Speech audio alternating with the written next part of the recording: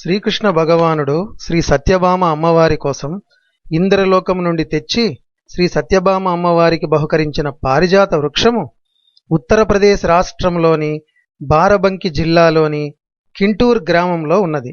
ఈ వృక్షము యొక్క వయస్సు సుమారుగా 2500 సంవత్సరాలుగా చెప్పబడుతోంది. ఈ వృక్ష కాండము చుట్టుకొలత 50 అడుగులు మరియు ఎత్తు 45 అడుగులున్నది. ప్రపంచంలోకెల్లా విలక్షణమైన వృక్షంగా శాస్త్రజ్ఞులు దీన్ని అభివర్ణించారు. ఈ వృక్షము కొమ్మల ముక్కల నుండి పునరుత్పత్తి గాని విత్తనములు గాని ఉత్పత్తి చేయదు. ఈ వృక్షము ప్రపంచమందే ప్రత్యేకము మరియు విశేషము.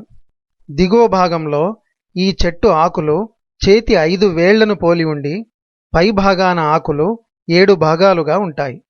ఈ వృక్షము యొక్క పుష్పాలు బంగారు రంగు మరియు తెలుపు రంగు కలిసి 5 రేకులు కలిగి చాలా అందంగా ఉంటాయి. ఈ వృక్షము యొక్క మరొక గొప్పతనము దీని ఆకులు మరియు శాఖలు ఎండిపోయి రాలిపోవడం జరగదు. అలా కాక కుంచించుకుపోయి కాండంలోనే కలిసిపోతాయి.